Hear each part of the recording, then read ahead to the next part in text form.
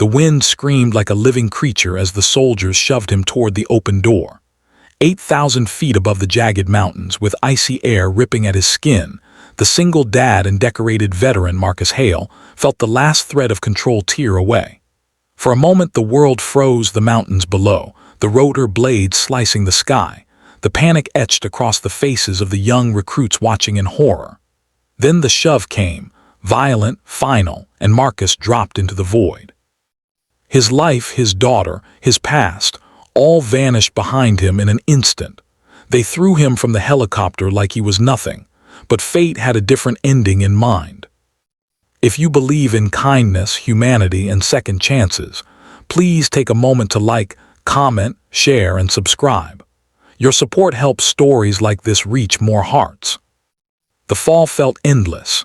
Gravity yanked him downward while the sky roared around his ears. Marcus had known fear before: combat zones, ambushes, nights spent holding his daughter close during storms. But this was something else. This was betrayal, a cold and unimaginable cruelty after everything he had done for the people who now wanted him gone.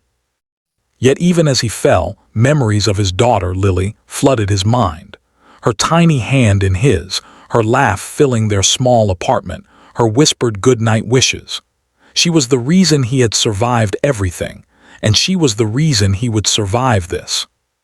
The earth rushed toward him, a smear of green and gray turning sharper with each passing second. But Marcus didn't scream. He didn't panic. He focused.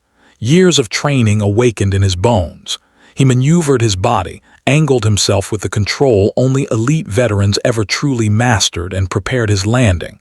The velocity was brutal, the impact violent, but somehow, miraculously, his body absorbed the shock. Dust exploded around him, rocks shattered beneath him, but Marcus Hale stood up.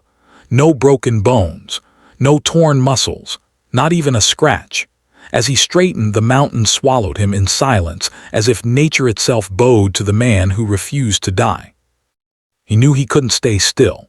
If someone had arranged for him to be thrown from that helicopter, it wasn't a mistake, it was a plan. The same people who had tried to discard him like trash would not hesitate to finish the job. Marcus began moving through the rough terrain, each step reminding him of the years of battles he had endured. He tasted blood at the back of his throat, not from injury but from the memory of war. The endless missions, the selfless sacrifices, the trust he had offered too freely. That trust had cost him everything now. But another memory haunted him more deeply, the promise he had made to Lily the night before he left for his final assignment. He had knelt beside her bed, brushing her hair back as she slept, whispering that he would return no matter what, and he would not break that promise. Hours passed as Marcus navigated the mountains. The air turned colder, the light dimmer.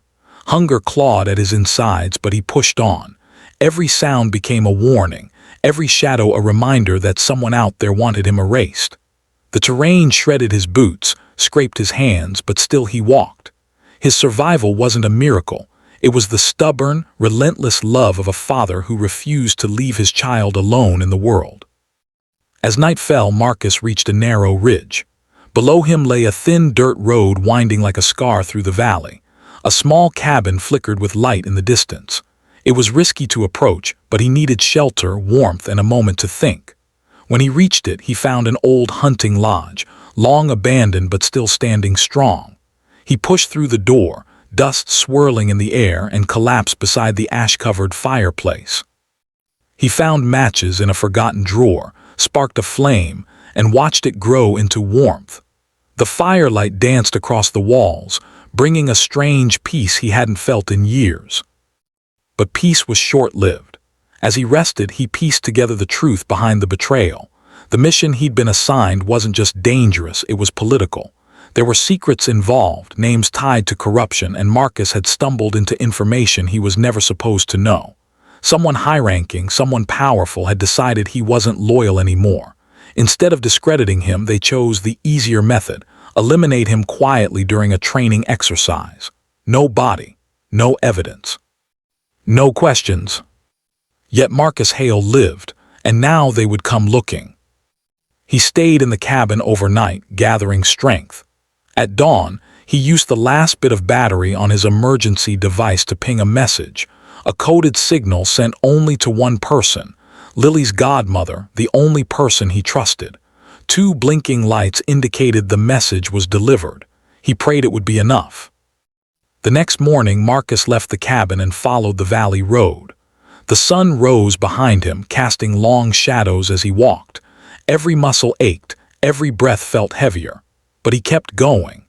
He envisioned Lily's face when she would see him again, the relief in her eyes, the way she would run into his arms. That vision fueled him more than food or rest ever could.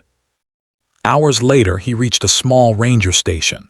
It was a lonely outpost, manned by a single forest ranger who stared at Marcus in confusion as he approached, dirty, exhausted, but standing tall. Marcus told him only what was necessary. He needed to reach town. He needed to get to his daughter. The ranger didn't question the determination in his eyes. Some stories don't need words to be understood. He handed Marcus his truck keys without hesitation. As Marcus drove along the winding mountain road, dawn fully broke, painting the sky with colors that felt like a promise. The world looked different now, sharper, more fragile, yet somehow more meaningful. He had been thrown from 8,000 feet, intended to die forgotten. Instead, he rose again, walking through miles of wilderness for the only person who mattered. By the time Marcus reached the outskirts of town, tears blurred his vision. He parked the truck in front of his home and stepped out, every emotion he had buried for years rushing to the surface. When the door opened and Lily ran toward him, he dropped to his knees, arms wide, heart full.